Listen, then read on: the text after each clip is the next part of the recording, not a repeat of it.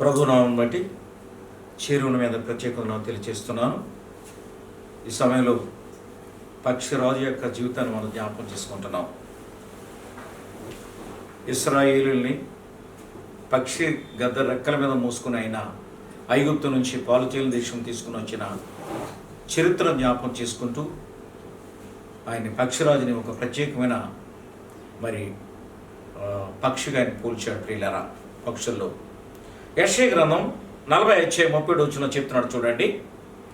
యెహోవా కొరకు ఎదురు చూచు వారు నూతన బలం పొందురు, వారు పక్షిరాజు వలె రెక్కలు చాపి పైకి ఎగురుదురు. ప్రియులారా, దేవుని సన్నిధిలో యథార్థత కలిగి ఆయన మీద ఆధారపడి ఎదురు చూచేటువంటి వారంట పక్షి రాజు వలె వాళ్ళు ఉంటారనే విషయాన్ని దేవుని వాక్యమురుడిగా తెలియపరుస్తుంది. ఇక్కడ వారు నూతన బలాన్ని పొందుతారు, రెక్కల చాపి పై ఎగురుతారట. ఈ నూతన బలం అంటే విషయం ఒకసారి మనం జ్ఞాపకం చేసుకుందాం. ఆత్మ సంబంధమైన పునర్జీవం అది. పక్షి వయసు 70 సంవత్సరములు. అది పుట్టినాడు నుంచి పెరిగి చనిపోయే వరకు 70 సంవత్సరాల దాని ఆయుష్కాలం ఉంటుంది. కానీ 40 సంవత్సరాల ఆయుష్ వచ్చినప్పుడు ఎత్తైన కొండ పేడుసందులో వెళ్ళి తన పాత ఈకలను తన ముక్కుతో రాల్చుకుని క్రొత్త ఈకలు వచ్చే వరకు అది అక్కడనే నివాసం చేస్తుంది. అది ఎగరలేదు. దానికి ఆహారం చిన్న చిన్న పక్షులు తీసుకుని వచ్చి వాటికి ఆహారం పెడతాయి. కొంతకాలానికి దానికి వెంట్రుకలు క్రొత్తవి వచ్చిన తర్వాత నూతన శక్తి దానికి మళ్ళా తిరిగి వస్తుంది. యవ్వనాన్ని అది పొందుతుంది.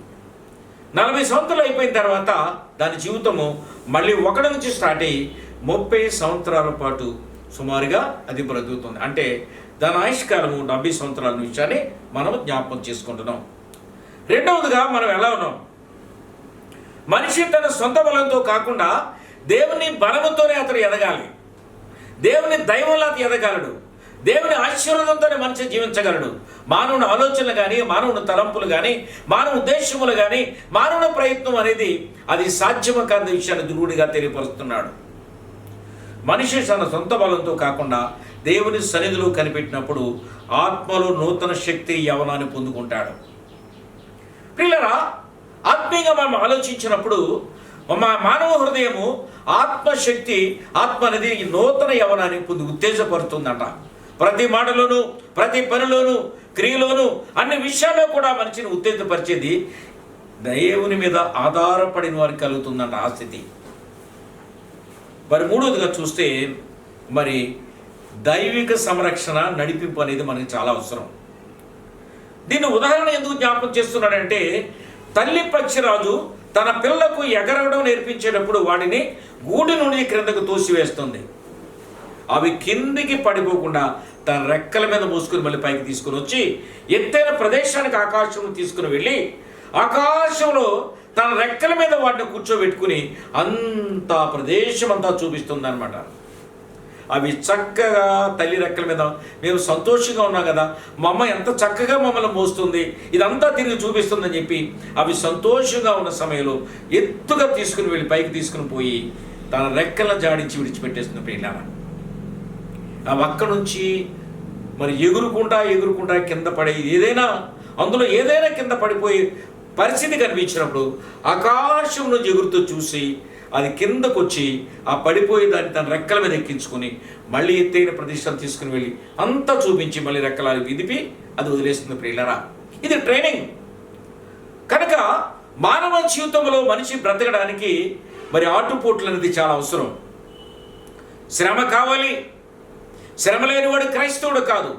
దేవుని సన్నిధిలో ఎదగాలన్నా, దేవుని సన్నిధిలో బ్రతకాలన్నా, లోకంలో జీవించాలన్నా, లోకంలో సంపూర్ణంగా బ్రతకాలన్నా, తన కుటుంబ అభివృద్ధి చెందాలంటే యెహోవా కొరకు ఎదురు చూచిన వాడికి ఆ స్థితి కలుగుతుందట.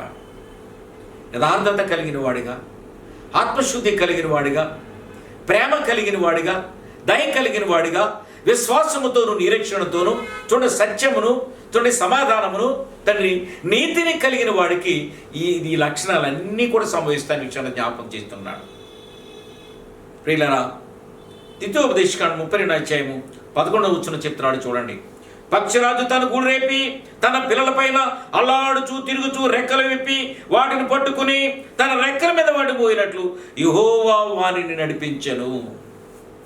ఈ మాటను మనం జ్ఞాపకం చేసుకున్నప్పుడు వానిని నడిపించనంటే ఆ వానిని అనేటువంటి వ్యక్తి ఎవరంటే ఇశ్రాయేలు అనే విషయాన్ని మనం జ్ఞాపకం చేస్తున్నాడు.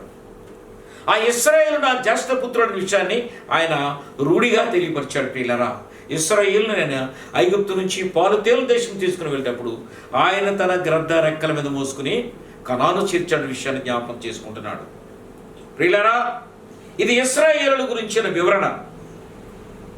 కీర్తన 91:4 చెప్తున్నాడు చూడండి, ఆయన తన రెక్కలతో నిన్ను కప్పును, ఆయన రెక్కల కింద నీకు ఆశ్రయము కలుగును.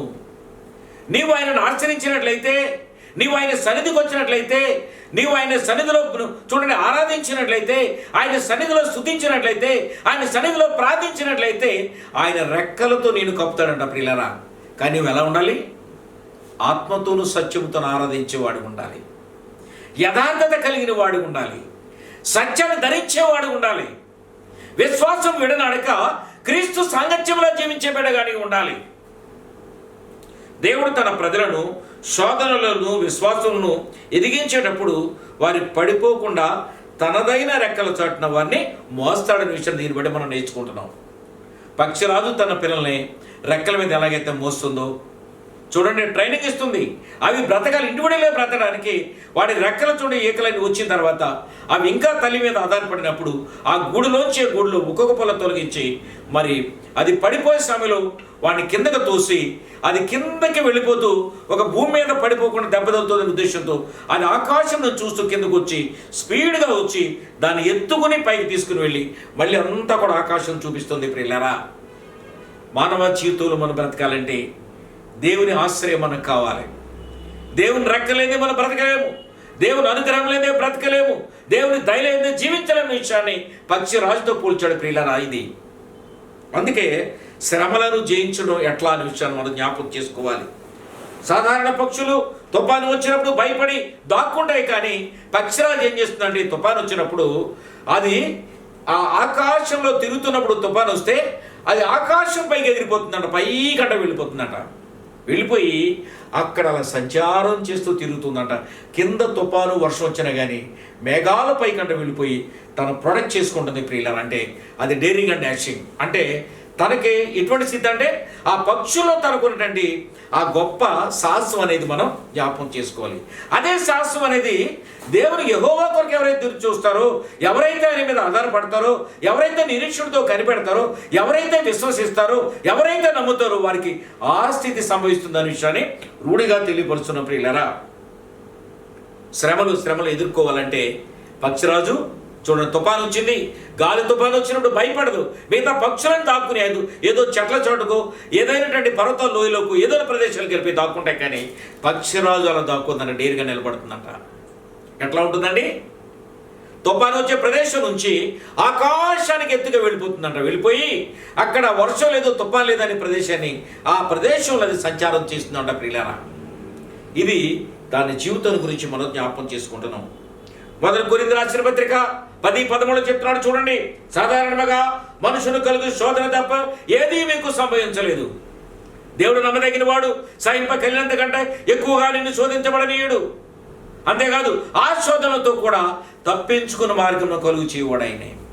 ఒక విశ్వాసి తన జీవితంలో ఎదుగుతున్నప్పుడు ప్రతి అడుగులోను, మాటలోను, పనిలో, క్రియలోను కూడా శోధనలన్నీ వస్తుంటాయి. ప్రియులారా, శ్రమ లేనివాడు క్రైస్తవుడు కాదు, శోధన లేనివాడు మనిషే కాదు విషయం మనం జ్ఞాపకం చేసుకోవాలి. మానవ జీవితంలో మేలు కీడులు అనేది సహజమే.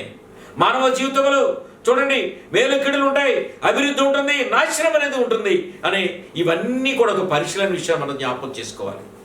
కానీ మానవ జీవితంలో అడుగడుగును ఎదుగుతున్నప్పుడు అతను ప్రతి విషయంలో కూడా దేవుని మీద ఆధారపడి జీవించినట్లయితే పక్షిరాజు యొక్క జీవితం అతనికి ఉంటుందనే విషయాన్ని రూఢిగా మనం తెలుసుకోవాలి. పక్షిరాజు జీవితం 70 సంవత్సరాలు, అది 40 సంవత్సరాలు వచ్చిన తర్వాత ముసలిది అయిపోతుంది. ముసలిది అయిపోయి రెక్కలను ఊడిపోయినప్పుడు ఆ రెక్కలు ఊడిపోయే సమయంలోది కొండ పేడు సొందులోకి ఎత్తైన ప్రదేశానికి వెళ్ళిపోయి అక్కడ దీన్ని నివాసం చేస్తుంది. దాని పిల్ల పక్షులను తీసుకుని వచ్చి దానికి ఆహారం పెడతాయి. ప్రియులారా, పెడుతూ ఎక్కడైనా ఏకల మోడులు ఏమనుంటే అవి కూడా ముక్కుతో లాగి పీకేసి పడేస్తాయట. పరిపూర్ణంగా వెంట్రుకలన్నీ ఊడిపోయిన తర్వాత దానికి క్రొత్త వెంట్రుకలు వచ్చిన తర్వాత అవి పెరిగిన తర్వాత నూతన యవ్వనం అనేది తిరిగి ప్రారంభమవుతుంది ప్రియులారా. అంటే యెహోవా కొరకు ఎదురు చూచేవారు ఎలా ఉంటారండి? పక్షి రాజు వలె ఉంటారు ప్రియులారా. అంటే దాని జీవితము 40 సంవత్సరాలు అయిపోయిన ముసలు అయిపోయినాయి, కానీ తిరిగి దాని రెక్కల మళ్ళీ వచ్చిన తర్వాత అది మళ్ళీ క్రొత్త యవ్వనాన్ని, క్రొత్త శక్తిని అది పొందుకుని చూడండి ఆకాశంలో ఎగురుతూ తిరుగుతుంది ప్రియులారా. మరి పక్షులను వేటాడుకుంటూ తన జీవితాన్ని అలా కొనసాగించి చివరికి 70 సంవత్సరాలు తన జీవితం ముగుస్తుంది ప్రియులారా. మానవ జీవితంలో దేవుని మీద ఆధారపడిన వాడిని ఎన్నడూ విడిచిపెట్టలేదు. అడవిలోని సింహ పిల్లలు ఏమి గలవై ఆకలుకొనను, యెహోవాను ఆశ్రయించు వానికి ఏ మేలు కుదువలేదు కదా. నువ్వు పరిపూర్ణంగా దేవుని మీద ఆధారపడితే, నువ్వు పరిపూర్ణంగా దేవుని నమ్మితే, నువ్వు పరిపూర్ణ దేవుని భయభక్తులు కలిగి నడిచినట్లయితే, చూడండి యథార్థత కలిగి జీవించినట్లయితే ప్రతి విషయంలో కూడా ఆయన నిన్ను రక్షించేవాడి విషయాన్ని జ్ఞాపకం చేసుకుంటున్నాడు. ఆయన రెక్కలతో నిన్ను కాపాడుతాడు, కప్పుతాడు విషయాన్ని రూఢిగా తెలియపరుస్తున్నాడు ప్రియులారా. అందుకే దేవుని బిడ్డలు శ్రమలు శోధనలు కలిగినప్పుడు కృంగిపోకుండా వాటిని అన్నిటినీ విశ్వాసంతో జయించి ఉన్నతమైన ఆత్మ సంబంధమైన స్థితిలో ఎదగాలి. ఈ పక్షిరాజు యొక్క దృష్టి తీక్షణమైన దృష్టి ఉంటుంది. ఎక్కడో ఆకాశంలో ఎగురుతూ ఎక్కడో అది సంచారం చేస్తూ ఈ భూమి మీద కింద ఎక్కడ ఏది ఉన్నది కనపడిపోతుందంట. అది ఆకాశంలో కొన్ని మైళ్ళ దూరంలో తిరుగుతూ తన ఎరను, అంటే ఈ భూమి మీద ఉండే తన యొక్క ఆహారాన్ని ఎరనే ఆకాశంలో చూచి అక్కడి నుంచి సడన్గా క్రింద దిగి వచ్చి దాని ఎరను పట్టుకుని పైకి వెళ్ళిపోతుందట తన వేటని. ఇది అలా ముగుస్తుందట ప్రియులారా. 33 కీర్తన గ్రంథం 33, 13, 14 చెప్తున్నాడు చూడండి.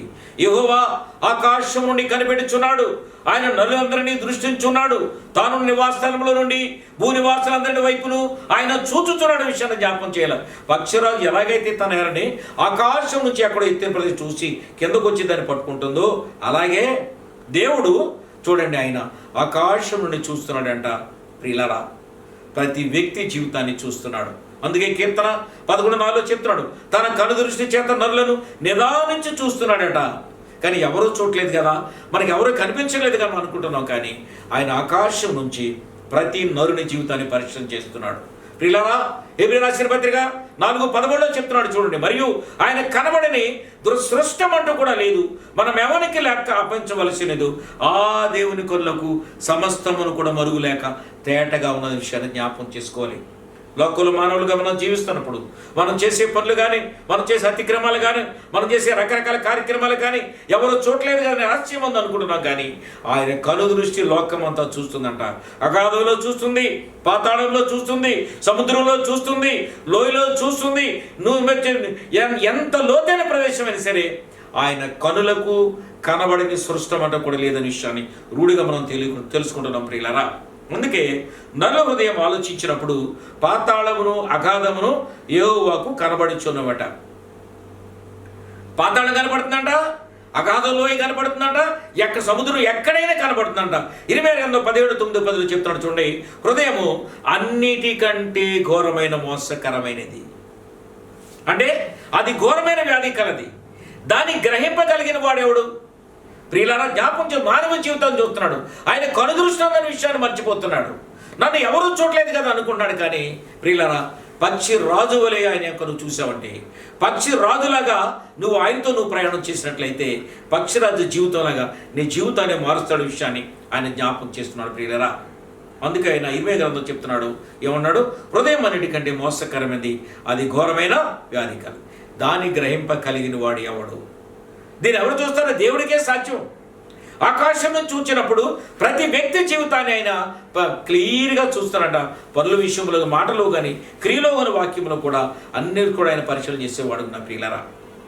అందుకే చెప్తున్నాడు, మరి ఈ ప్రజలు మత్తయి సువార్త 13:13 చెప్తున్నాడు చూడండి, ఈ ప్రజలు కన్నులారా చెవులారా చూస్తూ హృదయముతో గ్రహించి మనసు త్రిప్పుకుని నా వలన స్వస్థత పొందుకున్నట్లు వారి హృదయము క్రువ్వినిదిగా కనపడుతుందంట. మానవ జీవితం ఎలాగుందండి? పైకి చూస్తున్నారు చూడండి, పైకి నటిస్తున్నారు, కానీ వాళ్ళ హృదయం అంట ఆయనకి దూరంగా ఉందంట. వారు తమ కన్నులు మూసుకొని ఉన్నారు కనుక మీరు వినుమట్టుకు వింటున్నారు, కానీ గ్రహింపనే విషయాన్ని జ్ఞాపకం చేసుకుంటున్నాడు. కాబట్టి ప్రియులారా, మనం జ్ఞాపకం చేసుకుందాం, పక్షి రాజు జీవితం ఎలాగైతే ఉందో అది రెండోసారి ఎట్లాగైతే ప్రారంభమవుతుందో, నూతన యవనాన్ని ఎలా శక్తిని పొందుతుందో, మరి ఆయన కొరకు ఎదురు చూసేవారు నిత్య యవనం కలిగిన వారు ఉంటారు, నిత్య భయం కలిగిన వారు ఉంటారు, నిత్య శక్తి కలిగిన వారు ఉంటారు, నిత్యము ఆయనందు సంతోషం కలిగిన వారు ఉంటారు. వారిని వారి కుటుంబాలను దేవుడు దీవించును గాక. ఆమేన్.